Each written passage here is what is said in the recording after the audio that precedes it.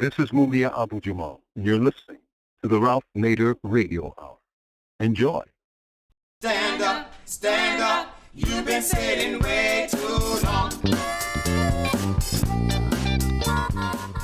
Welcome to the Ralph Nader Radio Hour. My name is Steve Scrovan, along with my co-host David Feldman. Hello there, David.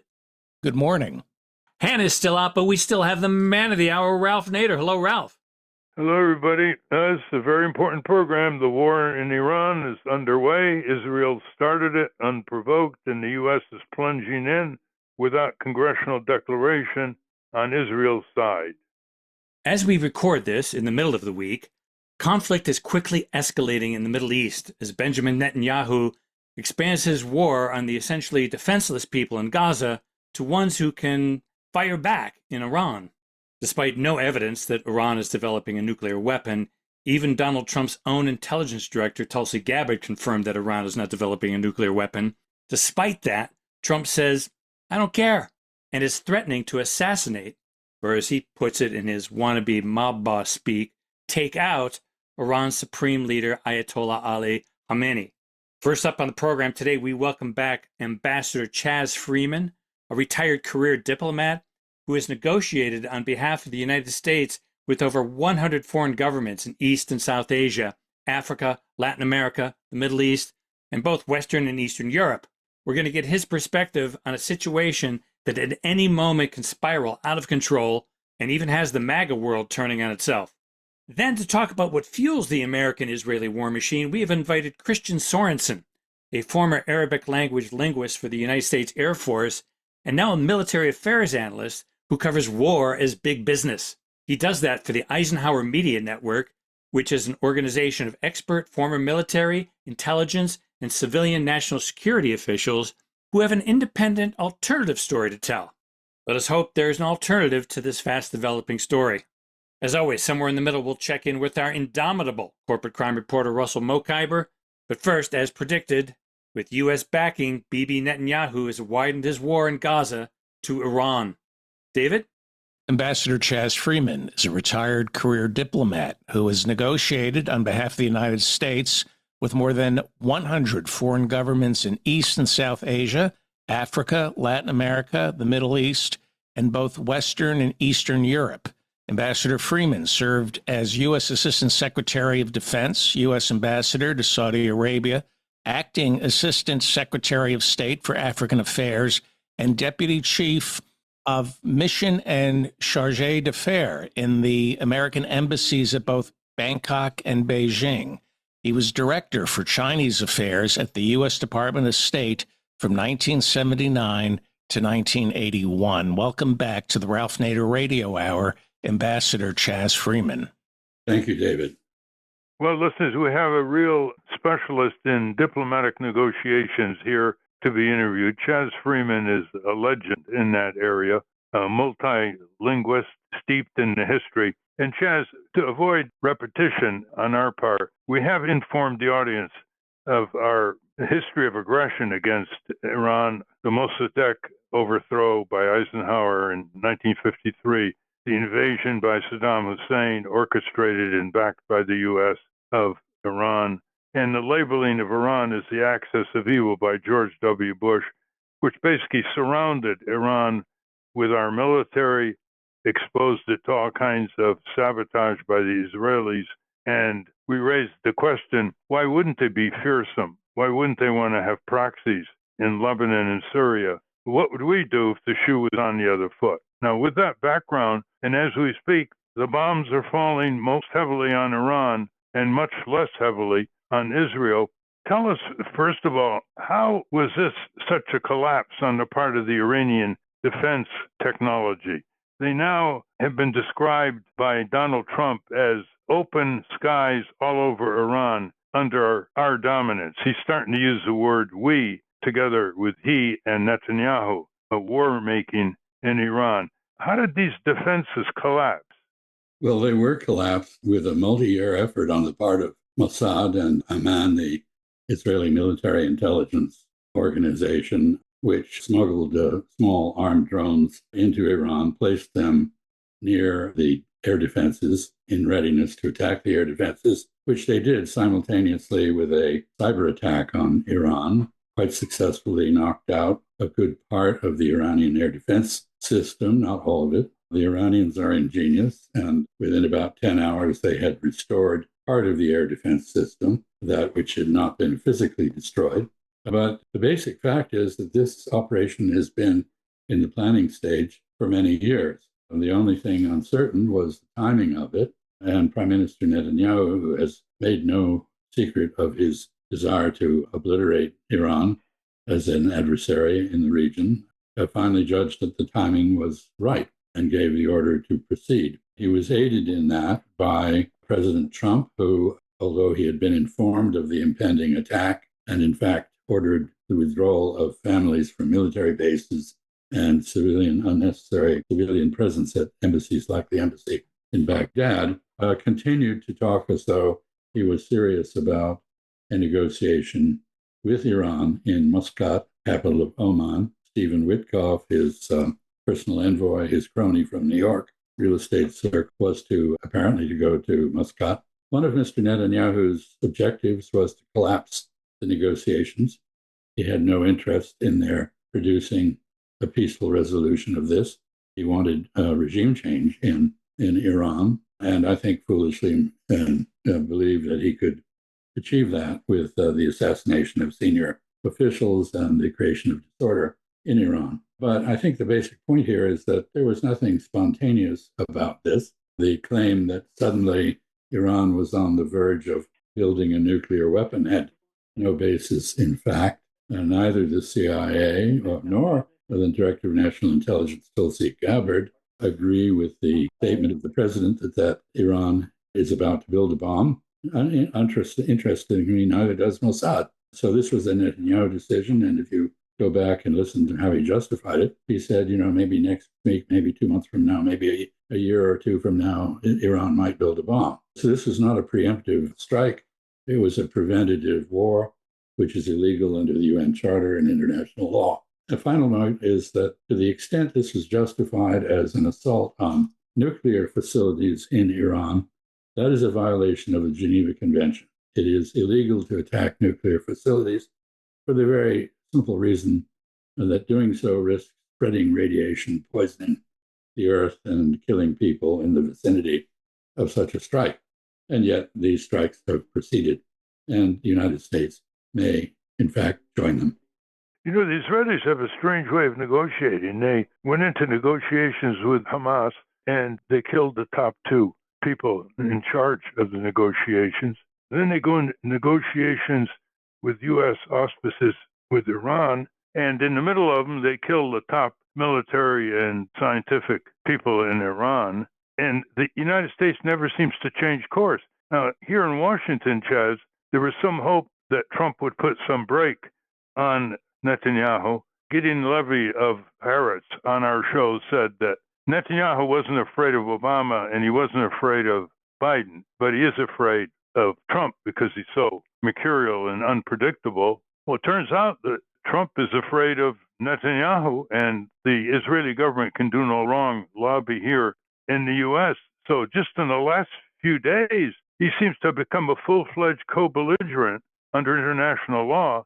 How do you explain this person? Well, I think you raised a number of questions. Does Mr. Netanyahu fear Mr. Trump? Perhaps in the sense that anyone fears a narcissistic madman. Is Mr. Trump afraid of Mr. Netanyahu? Well, I don't know, but he's certainly afraid of the donors who put him in office, who include a lot of plutocrats who are deeply dedicated to the Zionist cause, meaning the erasure of the Palestinian presence from Palestine. The Israeli-Hamas negotiation, which Stephen Witkoff mediated, produced a three-phase ceasefire arrangement. After the first phase, Israel repudiated it. The United States immediately joined Israel in celebrating the end of the ceasefire. We are now engaged in a macabre effort to provide sufficient food to Palestinians to draw them to places as bait, to draw them to places where they can be shot by Israeli snipers and hit by Israeli artillery, as happens every day. This is not a record of success. And I don't know why we should therefore be surprised by the wobbling positions we've taken in the discussions with Iran. Iran has a right under international law to reprocess uranium. The level of reprocessing could be a matter of discussion, and indeed, Iran offered to limit reprocessing to 3.67% purity, well short of anything that even could produce medical isotopes, let alone a bomb, but which could fuel reactors for nuclear power, which Iran needs. That offer was apparently accepted by Mr. Witkoff on at least one occasion, possibly two. And then he found himself under pressure from the Zionist lobby to repudiate his own agreement and did so. And so now we have a position from Mr. Trump that Iran must unconditionally surrender. And what does that mean? The Israeli demand is no reprocessing for any purpose, peaceful or otherwise, which is a contradiction of the Non-Proliferation Treaty. Of course, Israel doesn't belong to that treaty. And ironically, it has nuclear weapons and is attempting to sustain its monopoly in the region against any alternative source of nuclear deterrent. So we have a record of extremely erratic and approach to negotiations. The Israelis have also added the condition that Iran destroy all of its ballistic missile force, that it sever its relations with the various movements resisting Israeli expansion in the Levant. Of course, Israel has effectively neutered those forward positions by Hezbollah and has devastated Syria and deprived it of any ability to defend itself, and it's now going after Iran in the same way. So this is a very unseemly sort of situation, and we really cannot predict. No one can predict what President Trump will decide. As we record this program on June 18th, the bombardment is increasing. It's going beyond the nuclear facilities by Israel and the U.S. They're now hitting banks. They're hitting residential buildings. They're hitting some oil facilities. Give us your projection as much as you can in terms of how can this lead to any kind of reversal from its momentum toward total obliteration of the Iranian regime, and tell us what Iran can do when it realizes that that's where it's headed in terms of retaliation, either in the Gulf or elsewhere. Well, it's obvious if you listen to President Trump when he was asked how he reacted to the head of his National Intelligence Department, Tulsi Gabbard's statement agreeing with CIA and others, with Mossad, that Iran has not made a decision to build a nuclear weapon. His response was, I don't care what she said, I believe Iran is doing that. The source of information for the president, in other words, is not the expensive $80 billion intelligence apparatus that we have. It is Fox News. And his administration is staffed with talking heads from Fox News. So that's the first point. Second point is the threat to kill a foreign leader risks a reciprocal threat from that foreign leader's government to kill you. If Mr. Trump knows where the Ayatollah Khamenei is, the Ayatollah also knows where Mr. Trump is, and so does his government. This is not the sort of game or threat that you should enter because it could be fatal. There have been, in recent days, massive deployments of aerial tankage capabilities to Crete, Cyprus, and other places offshore the Levant and Mediterranean. These are essential or would be essential to support heavy bombers that could attempt to destroy the nuclear facilities underground at Fordo, which are very far underground. And it's not even certain that a nuclear weapon could destroy those, but the pieces are being put in place to try if Mr. Trump authorizes that. You mentioned oil facilities, and let me just say that I think it's very striking that in the beginning, Israel did not strike oil facilities in Iran. President Trump doesn't want the price of oil to go up, the price of gas to go up at the pump. And I think one of the conditions that he set was no attacking oil facilities. Iran then struck the refinery in Haifa, and the Israelis felt free to counterattack oil facilities in Iran. So this is a very dangerous situation. We don't know where it is going to go. There is an effort being made in the Congress, half-heartedly and against great pressure from the Zionist lobby, to invoke the constitutional authority of the Congress to declare war and to ban the president from unilaterally doing so. But so far, the evidence is poor that any such effort could possibly succeed. Last thought. You mentioned the obliteration of Iran by Israel. That is not going to happen. Iran is a very large country. It's larger than France and Germany and other parts of Western Europe put together. It's heavily mountainous. It has a history of civilization for 3,000 years. The Romans spent 5 centuries at least trying to take it and never succeeded. It is a resilient people. They are very nationalistic. Instead of dismaying them, what Israel has done is unified them in opposition. I'm told that the level of hatred of Israel in Iran now is white hot, unprecedented. The hatred of the United States, which was not a factor very much. Iranians have traditionally been very pro-American, is also very great. So there will be no obliteration when this ends. There will still be an Israel. There will still be an Iran. Israel may, in fact, be in greater jeopardy of regime change than Iran is, because the disaffection in Israel, the number of factors disuniting Israelis, is very, very large. And the government of Mr. Netanyahu is in a precarious position, and it was so even before missiles started raining down on Israel, which they will continue to do, because Iran has an ample supply, some of which was cut off apparently by a closure of the entrances to underground storage facilities, but those entrances are now being cleared, and we haven't seen the end of this on either side. Well, let's look at the balance of military power here. It seems like Israel has an endless supply of bombs and ammunition, refueling tankers, like an open checkbook with the U.S.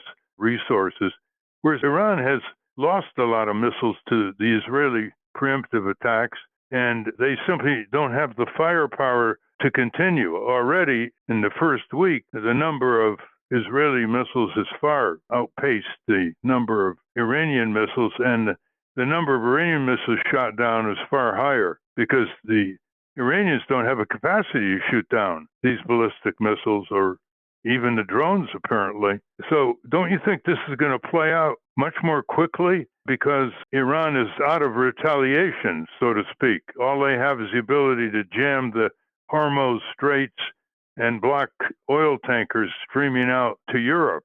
Don't you think that's a calculation now in terms of the U.S. government and the Israeli government, that time is not on the side of Iran? Russia and China are not going to come with much military assistance to Iran. Well, there's a great difference between Israel, which is essentially a military extension of the United States military-industrial complex and has the unstinting support of the United States, and Iran, which is on its own. And Iran has no military allies. It has a strategic relationship with Russia. The Russians, after the war, will undoubtedly assist Iran in reconstituting its air defenses and beefing them up. And I suspect the Chinese will too, because they have come out forcefully against the Israeli aggression against Iran.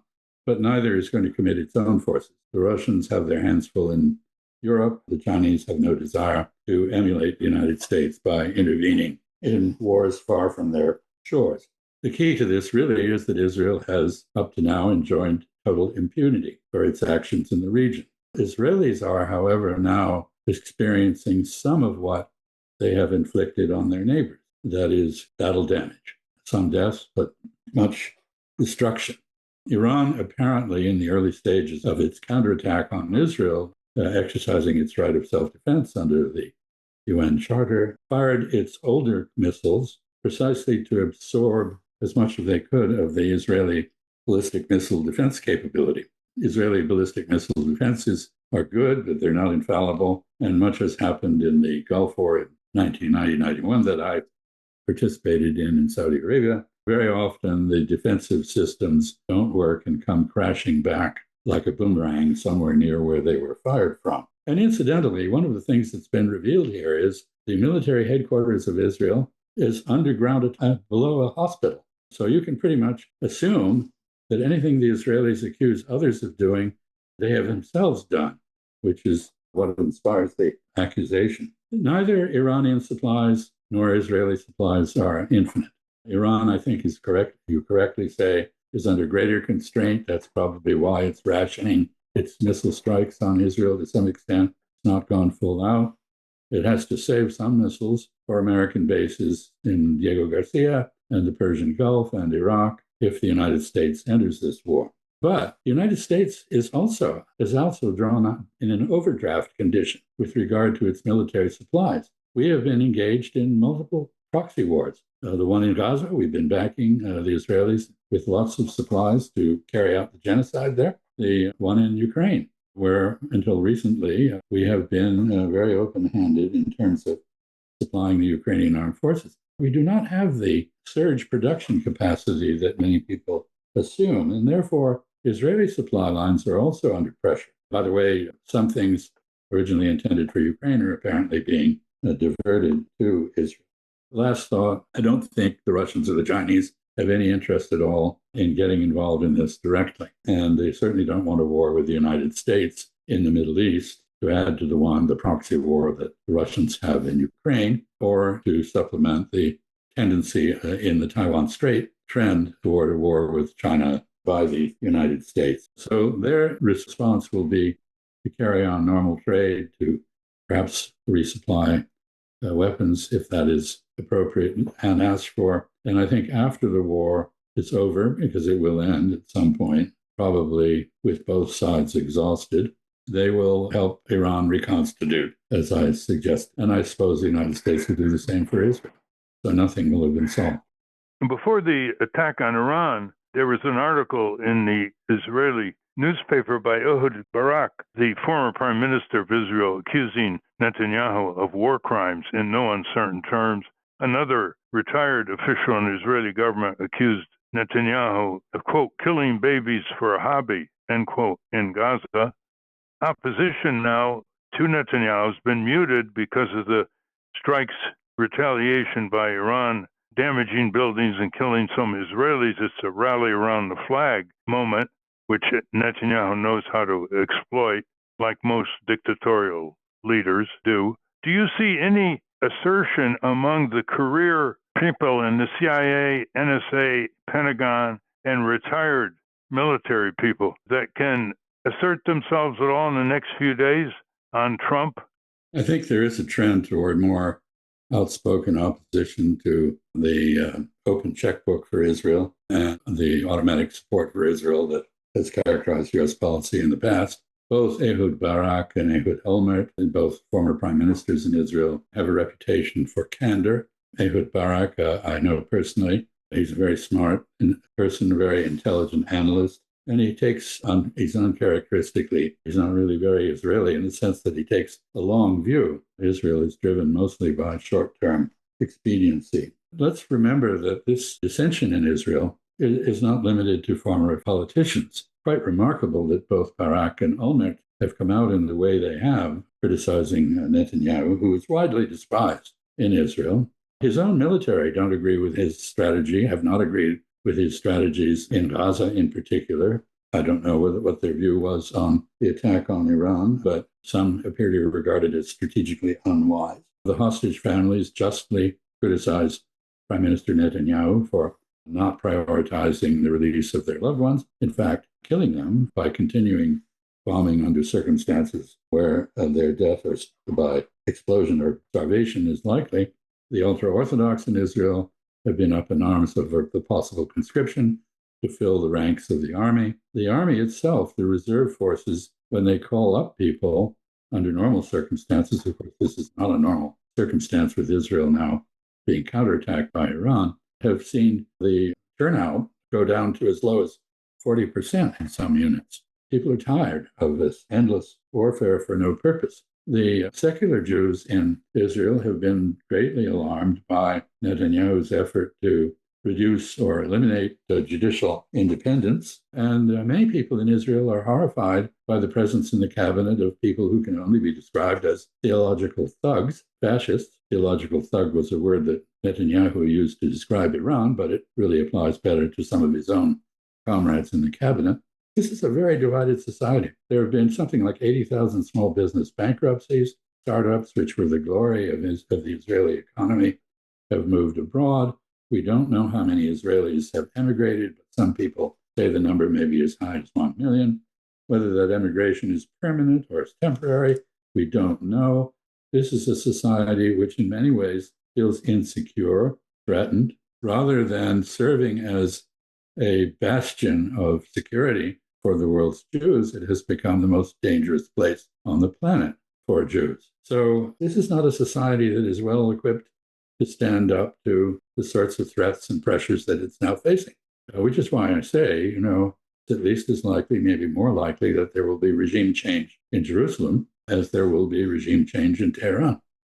We're talking with Chaz Freeman, a diplomat of extraordinary experience and achievement over the decades. And Chaz, do you see any restraint coming from the career civil servants, the people in the Pentagon who have degrees of sanity here and foresight and historical knowledge, or in the intelligence agencies, in the Foreign Service, what's left of it, or the retired military, or international law experts in the U.S.? I mean, do you see anything that can possibly, in the next few days, generate caution that even Trump, in his short-term mindset and narcissism, will heed? I don't think the effective opposition can come from within the government. A great many people have left. People of conscience have been driven out. Those who remain are concerned about their employment, and many of them are unduly deferential to what are essentially insane developments in policy terms, counterproductive, damaging to the national interest.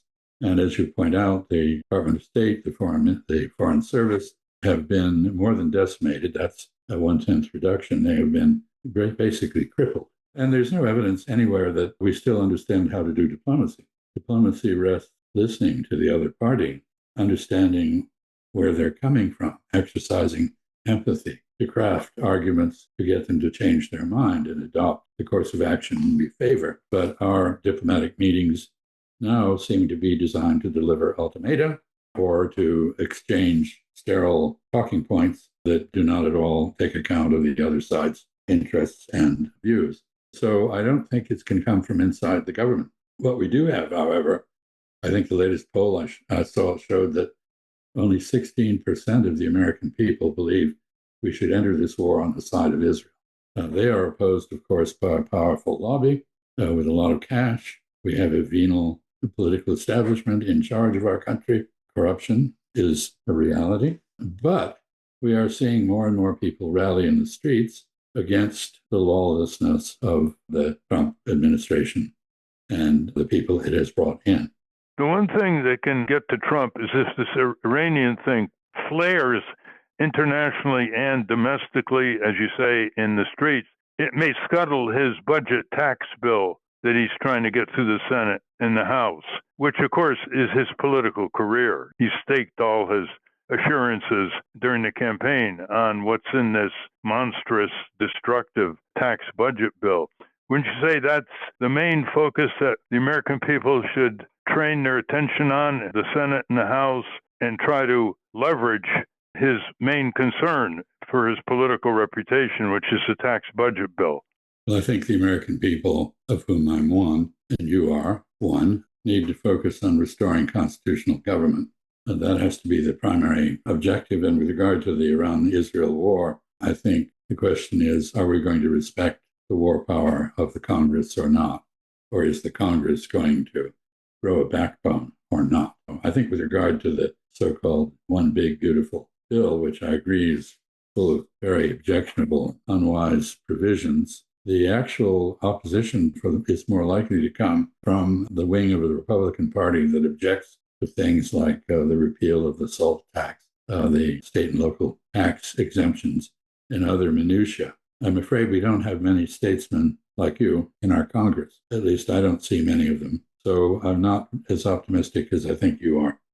Well, we'll see. There is rising opposition in Congress, resolutions being introduced, people like Tom Massey, Republican, or Senator Kaine. There's still a small minority, but it certainly is far better than it was a few years ago, and it could flare. You never know. The veterans who voted for Trump, some of them are now starting to demonstrate with other veterans that they've been betrayed by cuts and layoffs in the Veterans Administration. You have millions of Trump voters in Medicaid who are not going to take being cut out lightly. And that's the main Achilles heel that actually Trump recognizes, that if that bill goes down, his reputation is in shatter. So we're just talking tactically now, Chaz, and giving people who are listening to this program some avenues of initiative as they connect with their senators and representatives.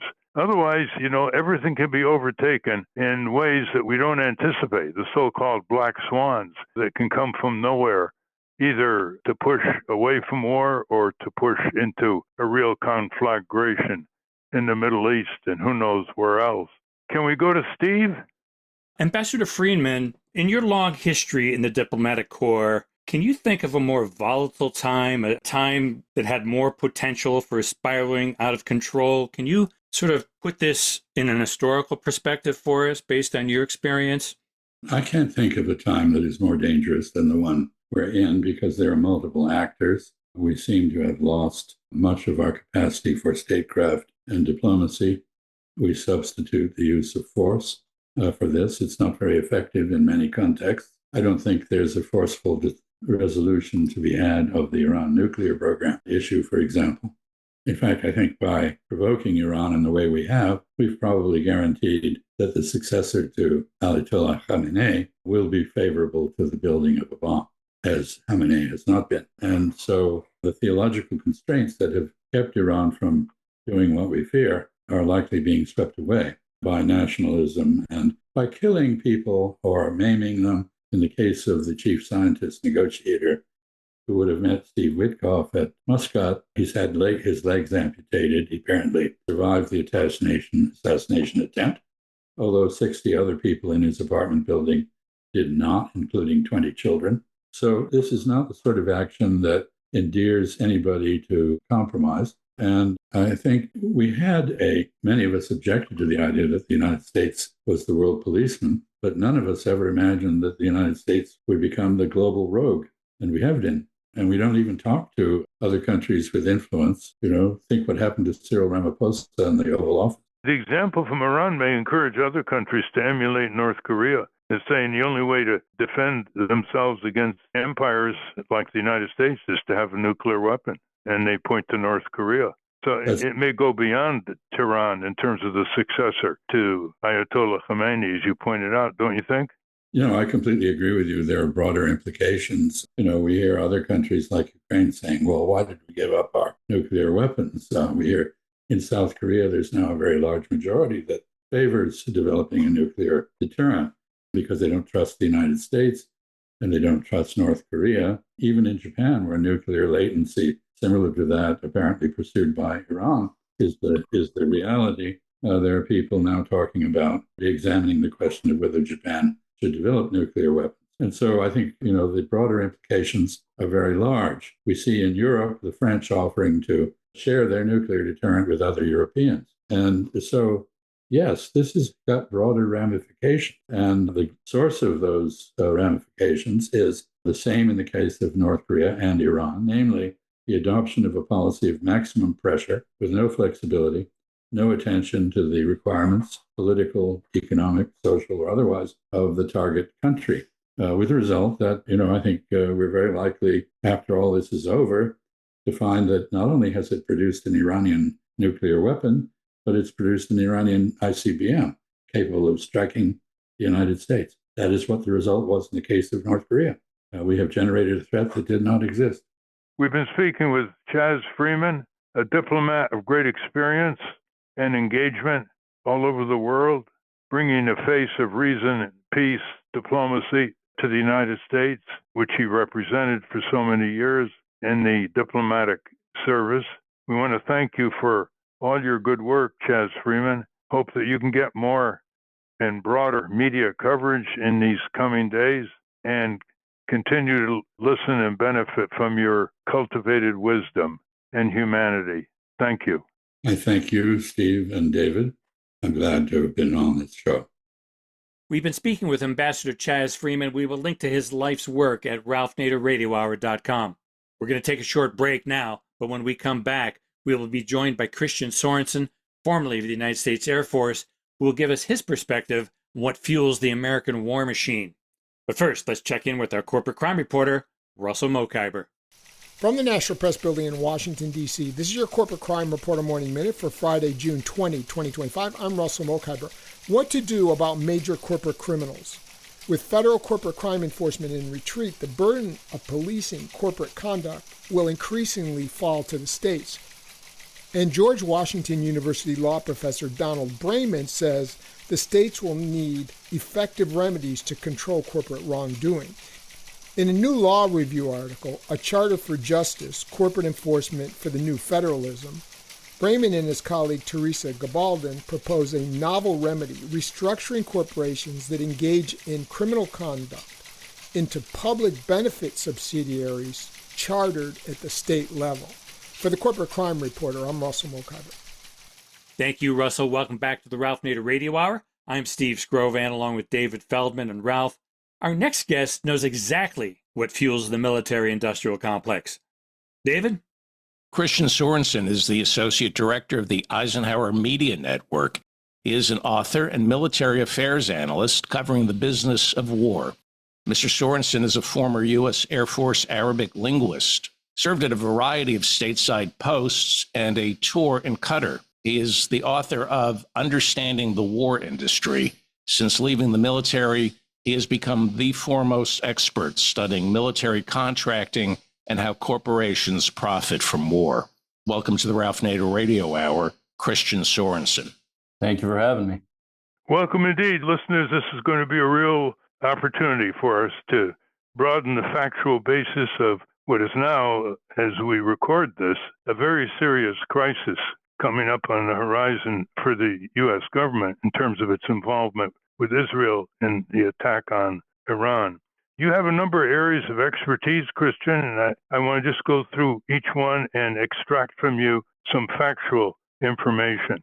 The first is military-industrial complex history and operations. And when anybody hears that in our listening audience, they think of Eisenhower's farewell address, warning the country of an unaccountable military-industrial complex and the threat that it makes not just to the allocation of public budgets here at home compared to military budgets, but also, he has stressed, a threat to our liberties. And this is a very frequent quote by Eisenhower throughout history. What do you think has happened since in terms of his warnings? So, to define the military-industrial complex, it is the bundling of government authority with big business. So that is, in this case, military authority with the war industry. Now, the war industry is comprised of the corporations that develop and market and sell goods and services to the U.S. government and U.S. government allies. Now, since Eisenhower's warning, the military-industrial complex has only gotten bigger, and it has only gained more authority in Washington, D.C. It is now at the point where one cannot distinguish where military authority ends and big business begins, because corporations are now a huge part of U.S. military operations. They do everything from what we traditionally think of, like building bombs and missiles, all the way to areas that we didn't think were corporate terrain, like running bases. Bases used to be run by the troops. You know, if you needed the trash taken out, a private would do it. If you needed an airfield plowed in the north, you know, a private would do it, a corporal would do it, etc. But now all of that is increasingly in the hands of corporations, not just U.S. bases stateside, but U.S. bases overseas. Corporations like Fluor and KBR and others, J&J, run U.S. bases all the way from Guam to Philippines to Diego Garcia to more notable bases in the Southwest Asia, what is known as the Middle East, and on and on. This includes feeding the troops, such as in Iraq. It includes having top secret classification clearance, Sure. so they can go to the Pentagon and have regular access. And it includes a kind of merry-go-round from Lockheed Martin or General Dynamics people going into the Pentagon and then coming back at higher levels of executive positions. Yeah, the latter you're referring to the so-called revolving door, where people like big business executives rotate into government for a few years, some of the top posts in the Pentagon, including the Secretary of Defense or the Undersecretary of Defense for Acquisition and Sustainment, Undersecretary of Defense for Policy, and then rotate back out into corporate suites and use all the knowledge they gained on the inside for big business profit. And indeed, while they are on the inside of government, they implement policies that invariably profit big business. So that's one real good example, and I'm glad you brought it up, of we can't tell where big business ends and government authority begins. The penetration seems to be getting greater by the year of corporations into the Pentagon. Let's take an example. Palantir leading the way for autonomous weapons. They seem to almost be bragging about being part of the Pentagon and running the show in this area. What can you tell us about Palantir? So first of all, I would say that corporate penetration is bipartisan. It's not strictly a Republican matter, though Palantir right now in its current executive leadership leans, Republican. But big business and indeed business executives, particularly billionaires, no party allegiance. They will fund and lobby both political parties, the Democratic Party and the Republican Party, in order to get their way. If they feel like they could get more money and better business opportunities with one, they do that, and they do that with the other one whenever they see the wind shifting or whatever they see. Palantir is fairly good at data crunching. It's basically a big data cruncher.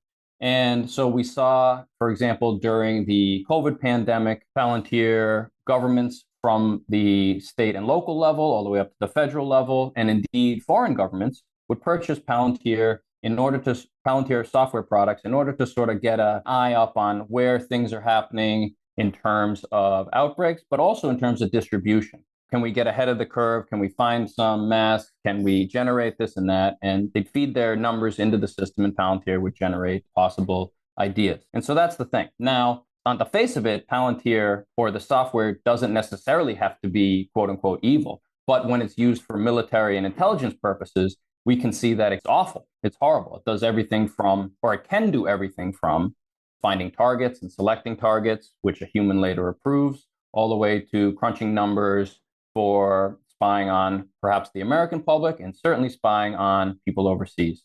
And I would stress, though, that Palantir is not the only corporation that does this. Multiple corporations do this. And indeed, corporations across the board, from SAIC to CACI to Deloitte, the consultancy firm, are deeply involved in decision-making at even the highest levels of the Pentagon. And that's what really worries me the most.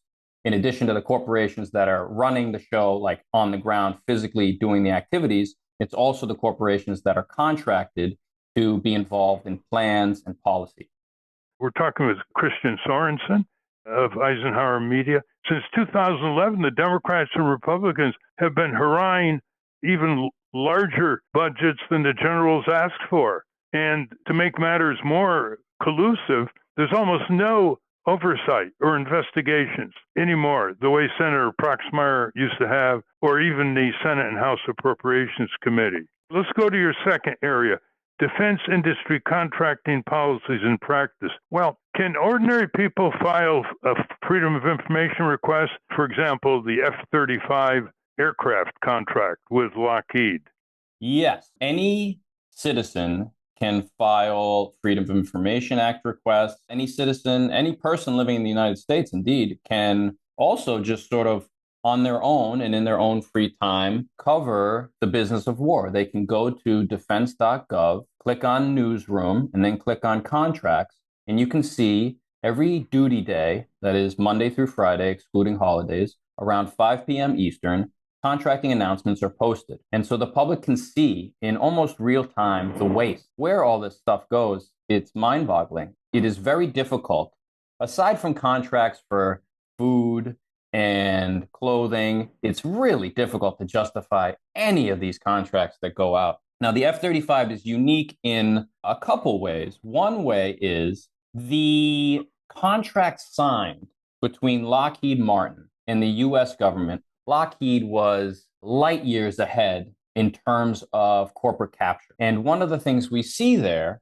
is the data that comes from maintenance and sustainment and even use of the Lockheed Martin F-35 jet is often considered proprietary by the corporation. And so the Pentagon has had difficulty getting that data from the corporation.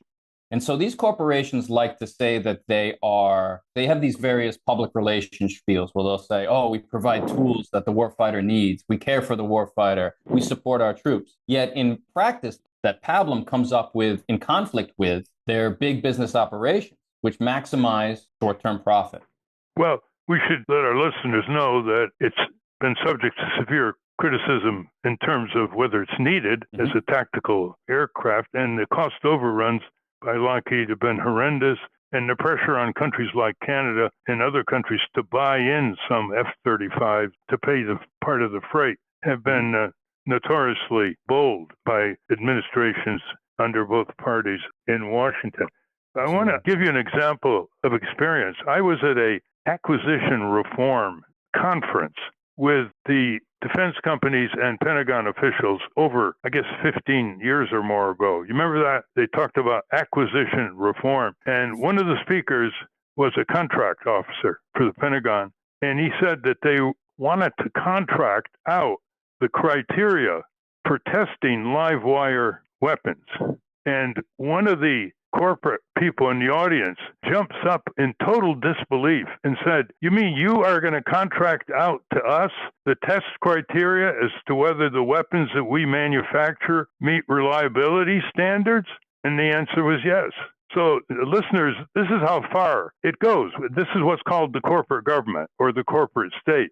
But it goes further than that. Why don't you inform our listeners how Pentagon contracts connect with the Israeli military operations over the years?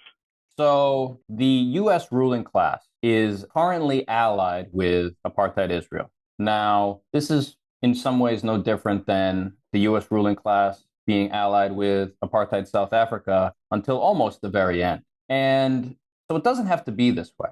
That's sort of the caveat at the beginning. But right now, the U.S. ruling class is allied very tightly with apartheid Israel. So it provides weaponry to Israel. It provides diplomatic support and diplomatic protection, particularly in the United Nations on the Security Council. If any resolution comes critical of Israel, or if Israel doesn't like the wording of a certain resolution, the U.S. government will veto it. And then there's economic support. The U.S. taxpayer gives any year around $3 to $4 billion of U.S. tax dollars to Israel. And then Israel is supposed to turn around and use that money to purchase from the U.S. war industry. So it is incredibly profitable for the U.S. ruling class to do that because it doesn't come out of the pockets of the U.S. ruling class. The U.S. ruling class doesn't pay their fair share of taxes, as we all know. They go through immense loopholes in order to not pay their fair share of taxes. So it's weaponry, it's diplomatic support, and it's economic support.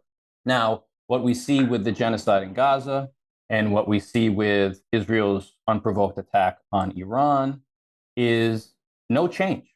The U.S. ruling class, to this day, continues to support Israel. There are very good reports that cargo planes of U.S. weaponry are flying in to Israel. The U.S. government is also reportedly working to make sure that the airspace of Arab countries remains open so that Israel can fly its fighter jets all the way to Iran. Now, the Israelis don't share a border with Iran. They have to go either over Jordan, parts of Syria, parts of Saudi Arabia, and on, and even parts of the Persian Gulf in order to get to Iran. And so the U.S. government works its diplomatic channels to make sure that no Arab government would dare to close their airspace, and on and on and on. And refueling. Sure, aerial refueling. So it's pretty much impossible for the Israelis to fly nonstop without aerial refueling to Tehran, because that's well over 1,000 miles. And so what they have to do is they use aerial refueling, particularly Boeing tankers, in order to make sure that they can refuel in flight, get there, and get back. And it's worth reminding your audience that a fighter jet, the miles per gallon on that are a fraction of what you get in your SUV. I mean, these things absolutely guzzle gas. And it's also worth noting that war is an incredibly harmful activity to the natural world, not just in terms of climate emissions, but also in terms of when munitions explode, not just in terms of carbon emissions, but also in terms of the metals, the heavy metals and the toxins that are released when ordnance explodes. So bombs explode, missiles explode, artillery explodes. That poisons the natural world. It poisons the air, the soil, and the water. We saw this, probably the most notorious example is when we saw this U.S. use of depleted uranium in Iraq, where soil samples, air samples, water samples indicated radiological contamination at rates that equal to, and in some cases exceeded, Hiroshima and Nagasaki after the U.S. detonation of the atomic bombs there. And so we are witnessing at a time of mass environmental devastation, and including the climate crisis itself, but also the sixth mass extinction, according to scientists, where species are going extinct left and right at rates we have never seen before. We're also seeing war cause more damage and add on top of this. So it's really the worst cocktail we can possibly imagine. And in Iraq, the number of deformed baby births increased quite substantially as a result of the depleted uranium, which, listeners, is only used to make the shells penetrate their objectives more effectively. Let's talk about the contracting policies of the Pentagon when it comes to congressional oversight. Is there any oversight at all by any of the appropriation committees, the foreign relation committees in recent years, or has that virtually collapsed? I haven't seen any indication of rigorous oversight. There's the occasional speech, but they don't follow up on it. For example, in the last couple of years, there were a few CBS 60-minute specials, actually. And it is rare that corporate media covers this kind of thing. But even 60 Minutes covered the fact that corporations are price gouging the Pentagon.